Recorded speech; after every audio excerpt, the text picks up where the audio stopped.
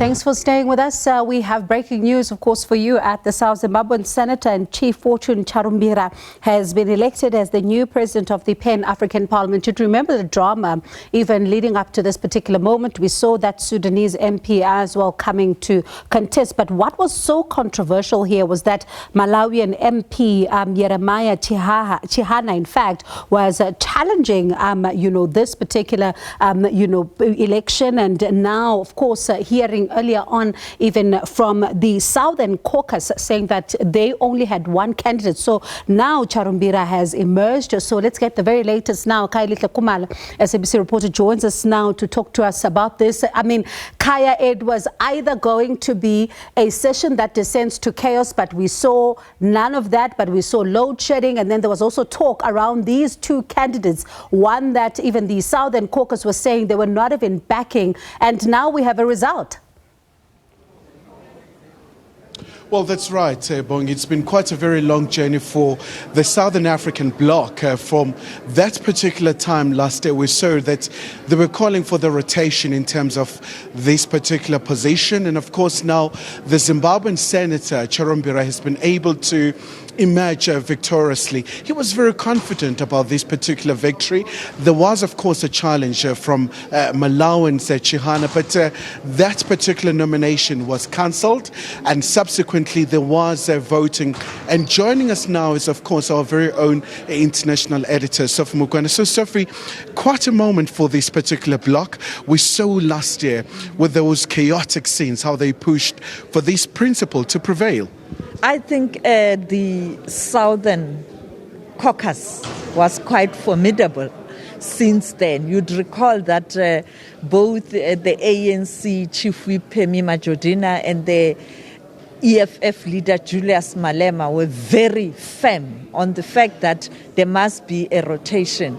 And you'd recall that they ended up not voting because they were fighting for this principle that if at the AU level you have a principle of rotation where different regions are able to get a chance to lead the continental body, why this doesn't happen with the organ of the AU. And the AU Commission Chair coming down here yesterday, reading a riot act to members and also insisting that if this is done at the continental level, talking about the Commission and the African Union, why you can't do the same with the organ, which is the Pan-African Parliament.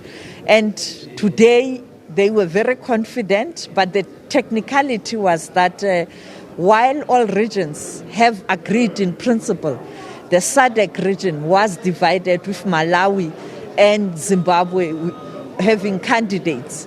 But the Malawian candidate had to step back because he was not endorsed by the region, and therefore the chief did emerge. And I think it speaks to how formidable the Southern Caucus was. You'd recall even yesterday, Julius Malema, the leader of EFF, was quite confident that they are going to win and there is going to be a principle of rotation. And that was backed by the commission, and therefore they got it.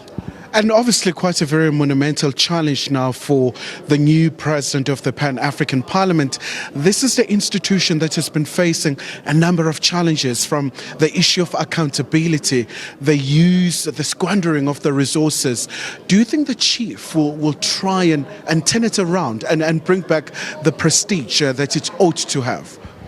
Yes and no. One, you'd recall he had already started when he was acting to demand accountability from the previous president. You know that there was an audit report that came out and was leaked to the media that didn't paint a good picture in terms of the former leader of the Pan-African Parliament. And unfortunately, they were able to manage that situation by ensuring that they don't entertain that audit report. Now, he was pushing that the report must come out, and the Southern Caucus, particularly again, the South African caucus within the Pan-African Parliament wanted answers, because South Africa is spending a lot of money to assist and support this institution.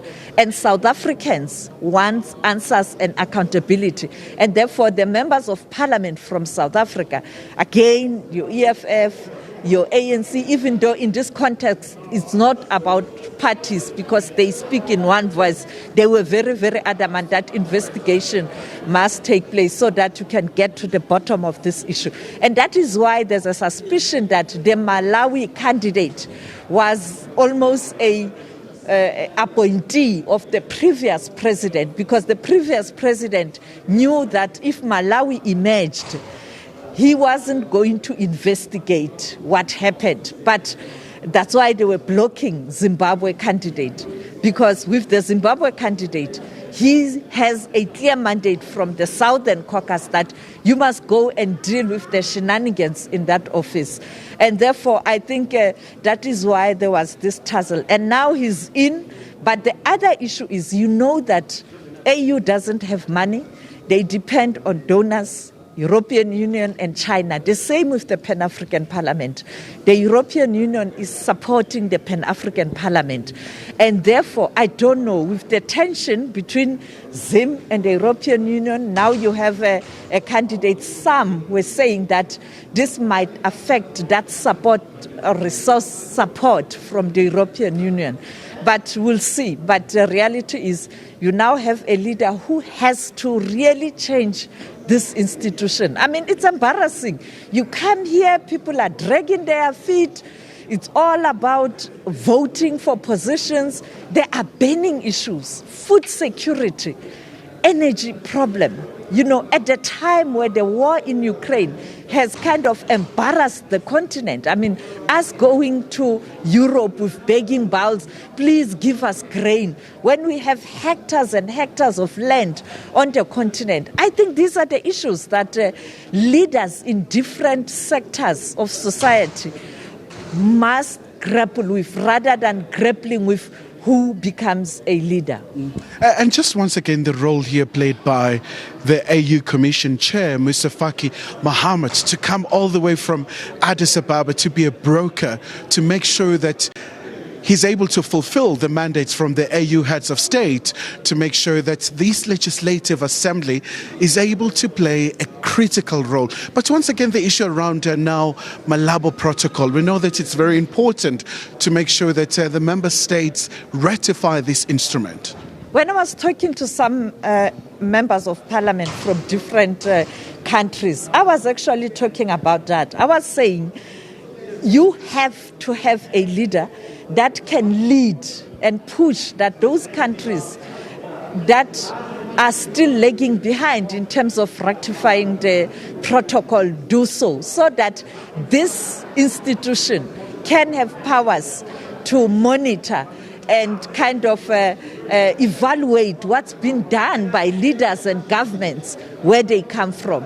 I think that will be a primary responsibility of the incoming leader, to ensure that you give this institution a power that it deserves. Because if this institution can be strong, you will have people who are doing oversight work on the continent. And fortunately, members of the Pan-African Parliament are not people from governing parties in different countries only. You also have the opposition parties that are represented in parliament in their respective countries. And therefore, there's you can have a powerful oversight, work that can be done by these people. But unfortunately, as long as you don't reach that quota in terms of signing that protocol, this institution will continue to be there, but not really having powers to ensure accountability. But I think with the chief now, I think the Southern Caucus must ensure that they push that the chief must do the right thing and be focused on the task at hand, forget about local Zimbabwe politics, and focus on what needs to be done on the continent for the betterment of the lives of the people of this continent. All right, so thank you so much indeed to our editor, international editor. Bonge, with your permission, just a quick one. We just want to hear from Mr. Chihana, sir. Your immediate reaction. Obviously, your candidature did not emerge. How are you feeling at this point? Thank you. It's not surprising. Maybe it was pre-planned, but I think what we are fighting for as the principle of rotation is not what we are getting. It is a raw deal, and I think it was pre-planned that it should be Zimbabwe. The bigger the country maybe takes it all. But I'm not. Let's have PAP. We should keep on moving for the sake of PAP. But otherwise, the elections are useless, not uncalled for. But we must agree. Let's just keep on moving. But that's are you conceding defeat, or you look at other instruments to challenge this? How do you consider defeat when you have not participated in the elections? You have been rejected, you have been not accepted. Even when I showed them that this is a no, you have delayed in your appeal. So, do you think the process was illegitimate? No, it was not. It was not. It was not even a process. It was already an arranged and fixed election, just to show confirmation. If you are two candidates, normally you would come in a plenary and vote. But I think they made sure that I should not come in because I was a winning candidate. Even if we went for voting, I was a winning candidate. But the most important thing which has not been adhered to, talk was cheap to say rotation will go all across to the institutions. But what has happened is not a rotation. It is just a legitimate of a certain candidate who was preferred already. All right, Mr. Chihana, thank you so much indeed, sir, for your time. Of course, he was also another candidate from Southern Africa, and of course, he did not receive an endorsement, of course, from the Southern African bloc. In fact, that bloc, approved the candidature of the Zimbabwean senator, and of course, Chief Fortune, who has emerged victorious. And of course, those dramatic scenes we saw last year have been averted, but of course, it shows that, this is really far from over if we still do gauge that there are still some disputes that may emerge at this particular point.